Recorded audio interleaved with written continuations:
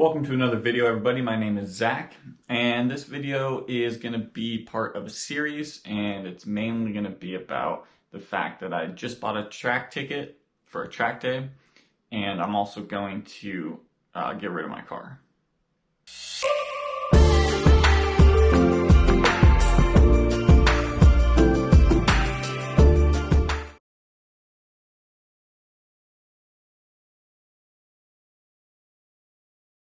So you might be thinking, that doesn't make any sense. But I like to not make sense. So here's what happened. Let me give you the full story here.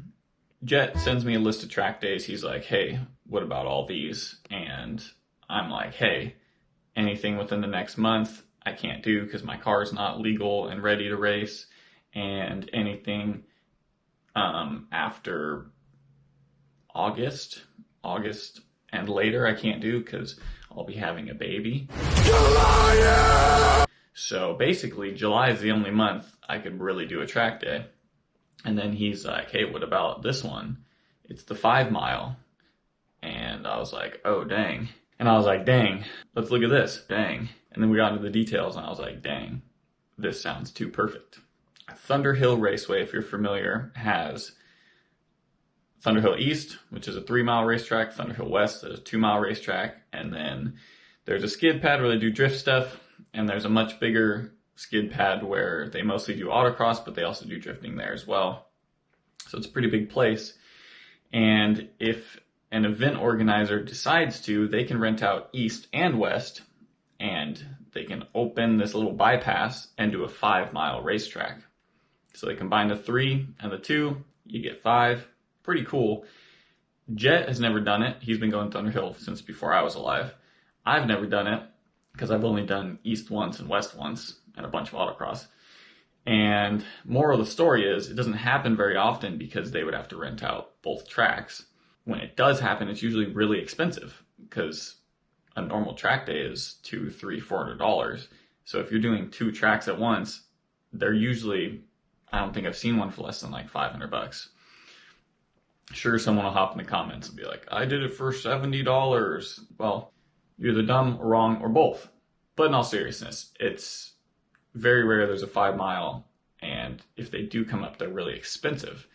So anyways, Jet hits me up and he's like, hey, I signed up for the 5 mile and it's $230. And I was like, dang, I've paid more than that to do one of the tracks, let alone both at the same time. So my financially illiterate, irresponsible ass signed up for the track day just because it was so cheap, such a good deal I couldn't pass up. I thought I have to have this because it's so cheap.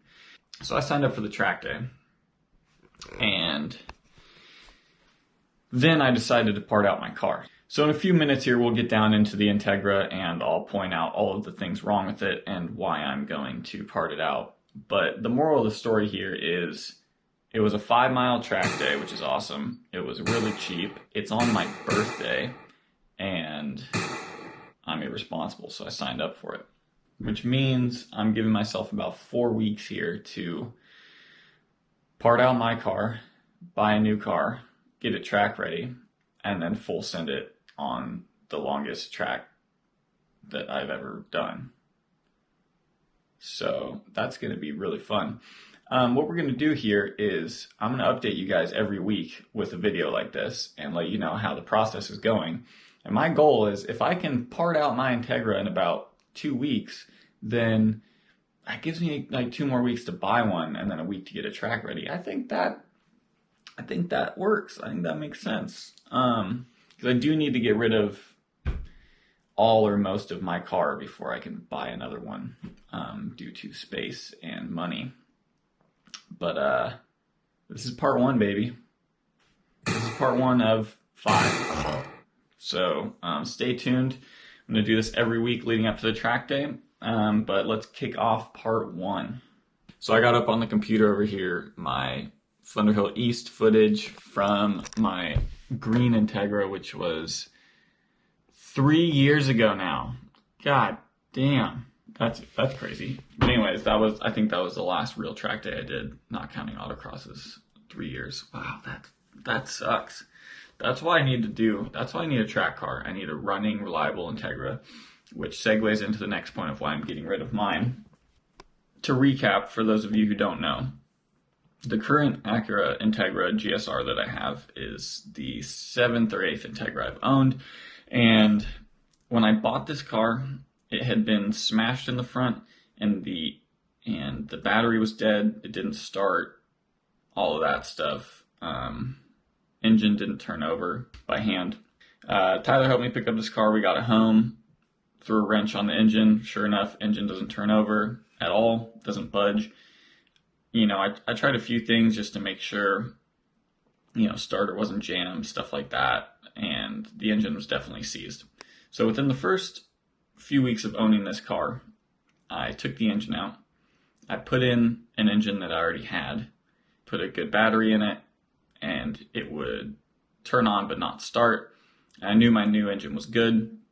So then the next thing I had to do was figure out the aftermarket alarm that I didn't have a fob for or anything, but it was still installed in the whole car.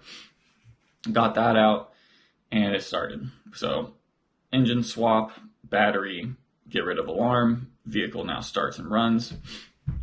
I threw a couple other things on it. I think the axles were all busted out, so I threw those in there.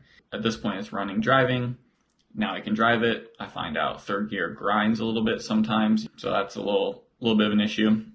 And then I'm trying to get this car to pass smog.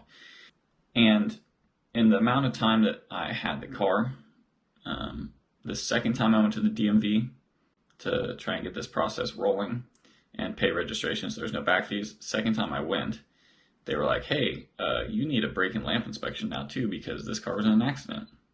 So because I had the car for so long, the accident finally made it to the DMV and they were aware of it, even though it was just a little smash on the front.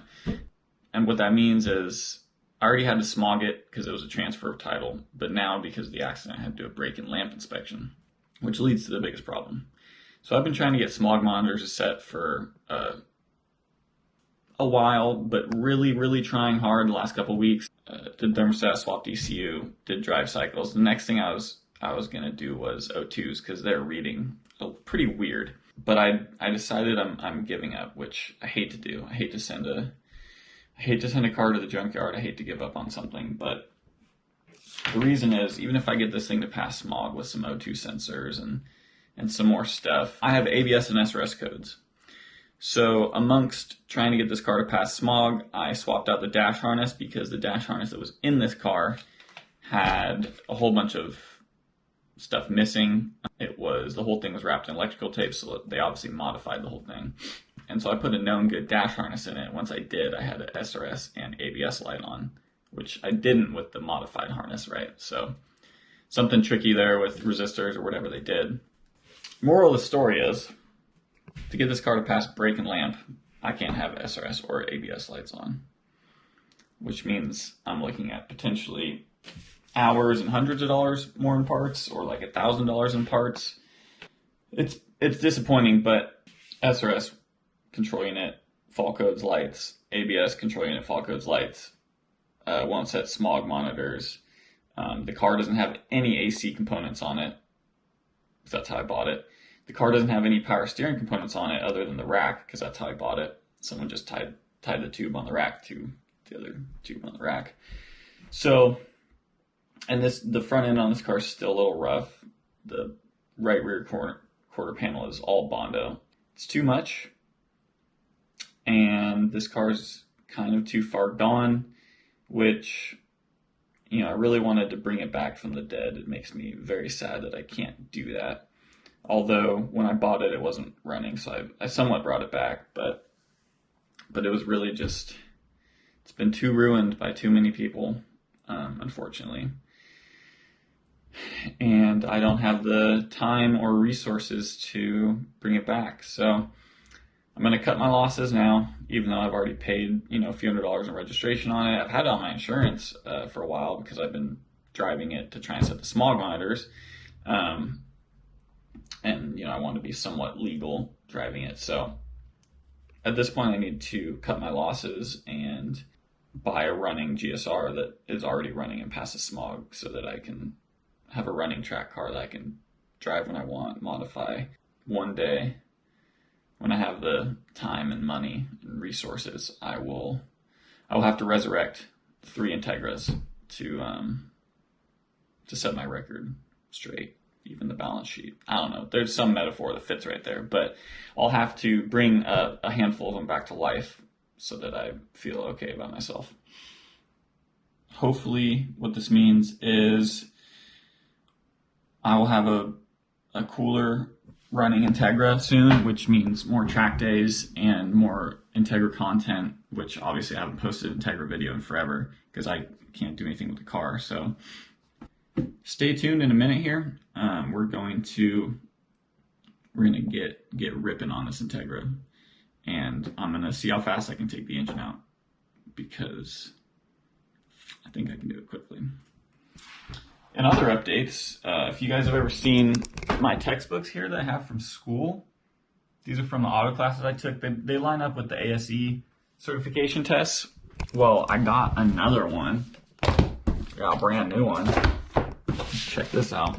I got a diesel one because I want to learn more about diesels. So this lines up with, it's made by the same people as my other textbook. Gonna just kind of teach myself on that. And I also got this book, Troubleshooting and Repairing. I've done a crap ton of work on my parents' 2003 Duramax, if you haven't seen any videos on that. So I'm somewhat familiar with diesels now, and we work on diesels at Mercedes, but not a ton because we have a separate Sprinter shop. So the only ones we see are diesels in SUVs and sedans and stuff, which are pretty rare because we stopped making those a long time ago.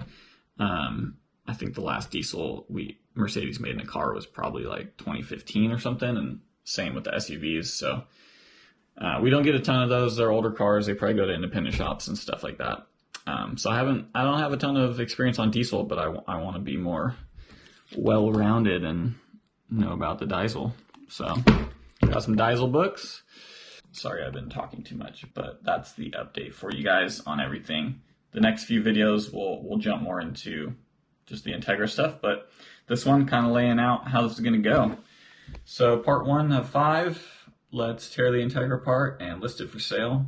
All right, we made it down to the garage. Got my gloves that came in yesterday from Amazon because I ran out, and I'm going to be getting pretty dirty in here over the next couple of days.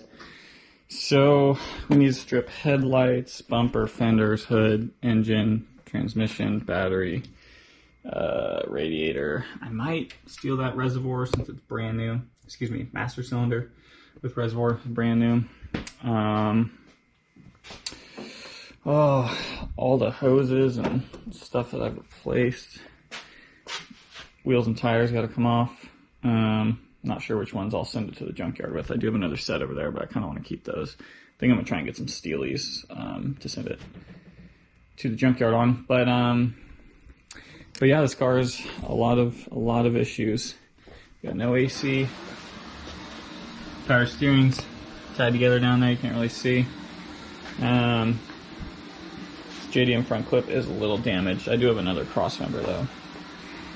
But anyways, let's get into it. I'm going to take some videos first of it running, just to make it a little easier to sell the engine. So like, hey, this engine works fine. Take a couple videos of it running, and then turn it around, I think. Back it up as far as I can, and then I'll pull the engine out that side just so I have plenty of room. So do some videos, and then turn it around, start tearing it apart. And I got to unload my new cherry picker from the 4Runner.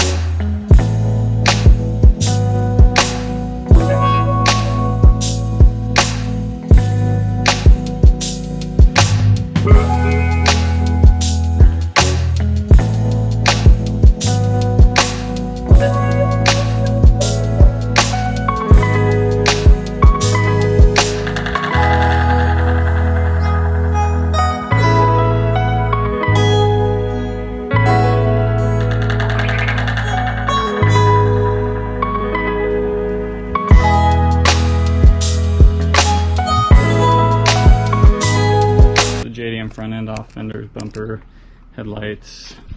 I just need to cut this off, which I have made room to do. I cut along this ugly covered up weld. I think I can pop most of these welds off. I already popped a few at the pry bar because they were very shittily spot welded on. Move this out of the way. So yeah, I'm just gonna cut, and then try and pop the fronts off. If I can't, I'll grind them. Got my axles out. Radiator cooling system is out. Some intake tubing, some vacuum lines, and some harness over there. So we're getting there, pretty close to being able to pull this. What I'm going to do is cut the front end off first. It's going to make pulling this engine way easier because I'll just come straight out the front instead of having to lift it up super high. So pretty stoked about that. But yeah, axles are out, front suspension's put back together so I can set it on the ground when I'm done. And yeah, most of the JDM front end's off. I just gotta cut it and then we'll be good. Making a lot of progress. But I'm starving and I have earned a delicious lunch, so I'm gonna go buy lunch and then we'll check back in. All right, lunch is done. It's hot as fuck in this garage and I'm really tired and sleepy now from taking a break, but we gotta cut this front end off and get this engine out, so.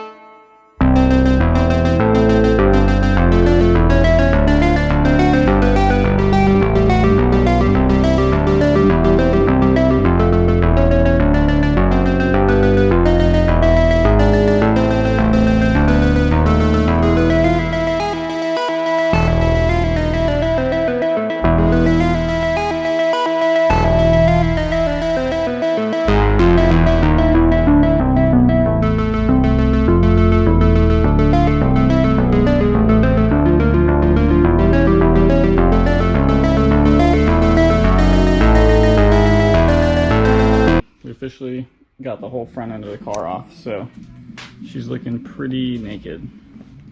But look how easy this motor is going to be to take out. I love it. So I'm gonna try and finish the motor tonight. It's not too much more, or I might just work on the mount in the back, rest of the harness, rest of the fuel line and vacuum lines and stuff, throttle cable. And then maybe I'll just leave it on just these two mounts. Take this one off as well and just leave it on that guy and that guy and that one until tomorrow. Shit, maybe I'll take this one off, the back one, everything else, and then just leave that guy and this guy for tomorrow. Making a ton of progress, and I just love how much room there is right here. Wonder how hard it is to take the front end off. Normally, if it's a USDM car, are these all bullet holes, or I would imagine that front clip is welded, right? I don't know, but man, there's so much room. I'm so stoked about this. But anyways, motor's coming out.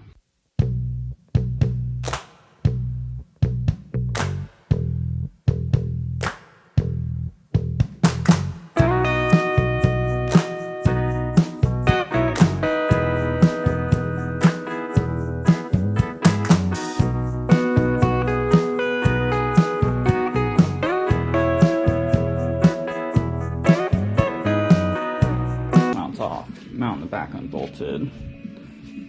Shifter has been taken off and dropped down. Had to watch my own previous video to see how to get that bitch pin out right there. Great video, and it helped, and it was super fast. So basically, just have this mount and this mount holding it on. So I'm gonna go ahead and see if I can remember where to hook up my chains, and then I'm gonna put this together. And as long as this doesn't take me like 8 hours to put together, we'll pull the engine out.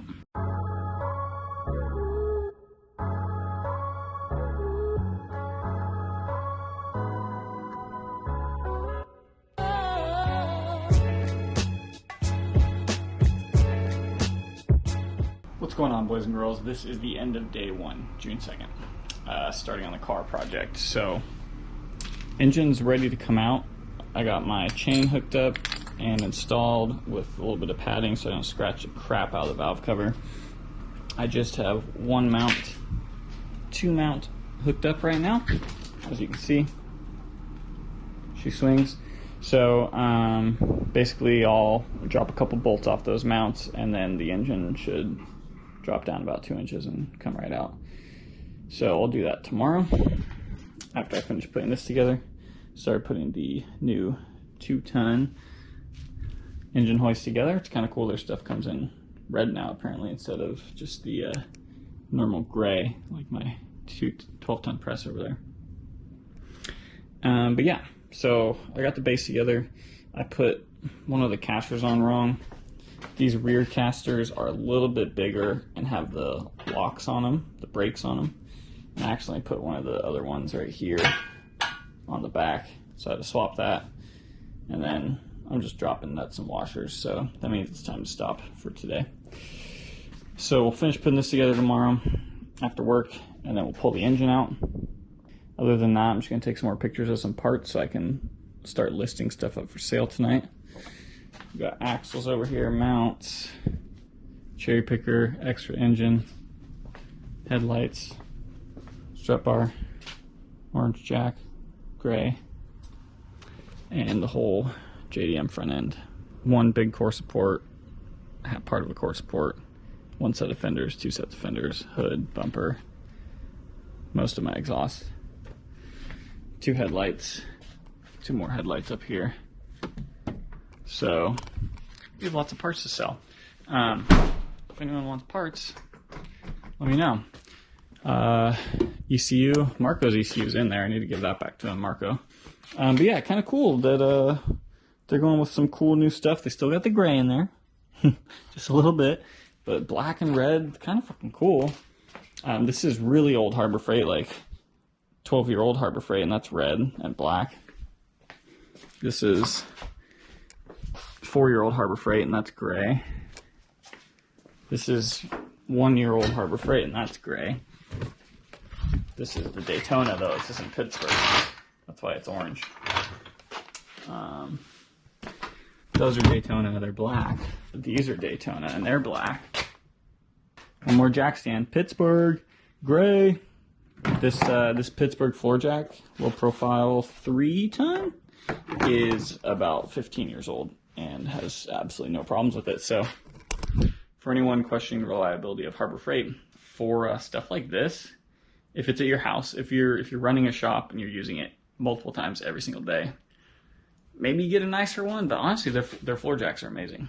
And I mean, how often you use an engine puller anyways, right? Pittsburgh all the way. I wouldn't use Pittsburgh sockets or wrenches on a daily basis on stuff at work.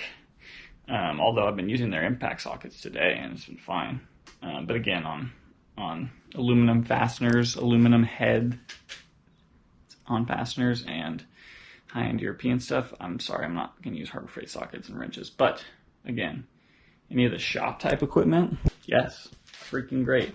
That thing spent years, not years outside, but I would use it outside. I always kept it in the garage when I lived at home, but I would use it outside in the dirt all the time, in the dirt and the rocks. It's 15 years old probably, or more. I don't know. I don't know, man. It's old. I'm rambling. We're done with day 1.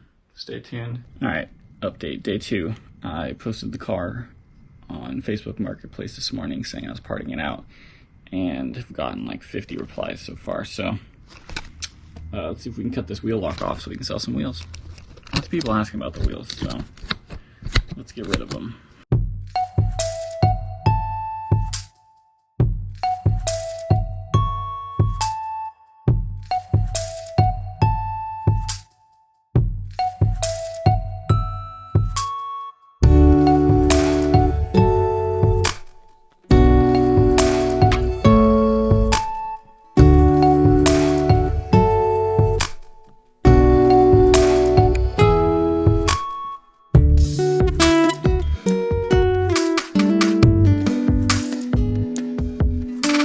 Off tonight, then the guy is gonna fry these wheels.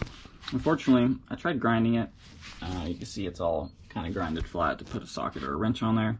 That didn't work. What I did accomplish while trying to put a socket on there was rubbing the rim, which is horrible. So if you can't tell, I have it set up to weld now. I'm going to weld this extra lug nut I have onto the end, let that chill for a minute, and then see if we can't get this sucker off. So this is my last resort.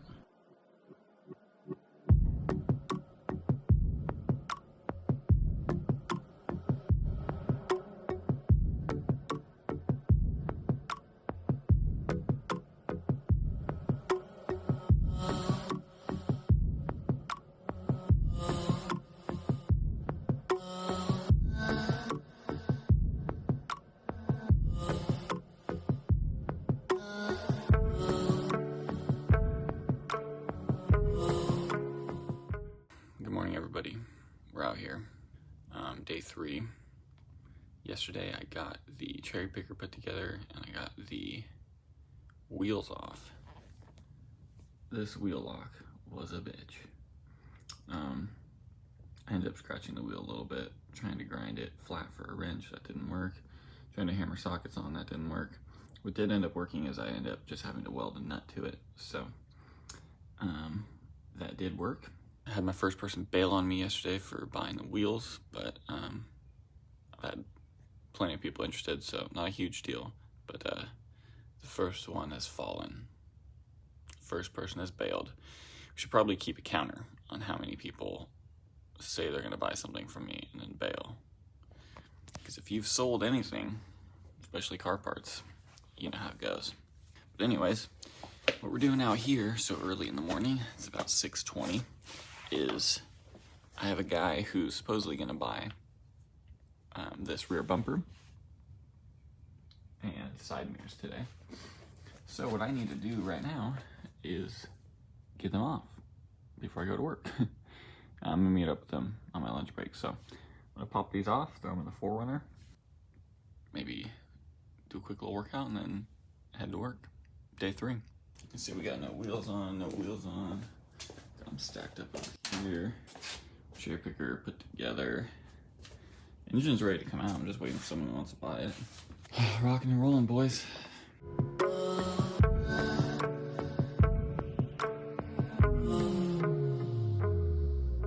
Another part of the update is I just counted my Facebook messages a couple minutes ago. So this is Tuesday morning, and Monday morning at about 9 o'clock I threw the car up, said parting out, let me know what you want.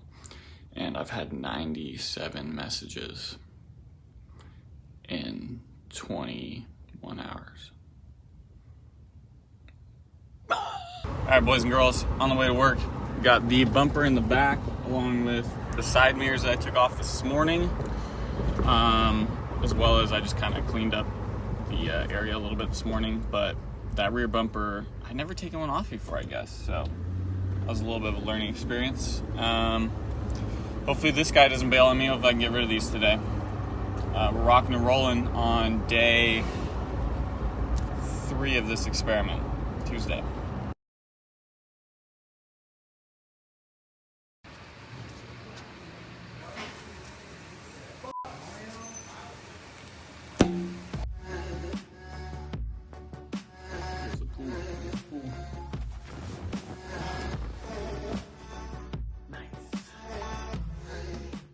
Alright, boys and girls, today is Wednesday, day 4 of this project. We are in Long Beach for Mercedes-Benz factory training, which is cool. But quick update on the Integra. I got off work yesterday on Tuesday, drove home, sold my wheels, drove to the airport, flew to Long Beach. So, which all happened very fast. Didn't even wait in the terminal because they were waiting for me as the last person to get on the plane, which makes sense. That's how I operate. But I sold the wheels and tires after work, and before work Tuesday morning, the little bit of filming you just saw, I did that in the morning and took the bumper and mirrors off. Started at about 6 a.m. so I get those off, and sold those on my lunch break Tuesday. Wheels and tires after work Tuesday. Now we're on Wednesday. I'll be back in town tomorrow after training. We're going to sell some more parts. So, we're making progress. We already sold $840 worth of parts off the car. Just got to sell a few more things and we can buy another car, which would be Integra number 9. That's the update. All right, guys, so those are all the parts we've sold so far. Wheels and tires, rear bumper, side mirrors. Thanks for tuning in. We're going to check back for part 2 in about a week, so keep your eyes peeled. But that concludes the end of part 1. Let's see if we can get some more stuff sold and another Integra bot and a track day car going. Thanks for watching. As always, peace.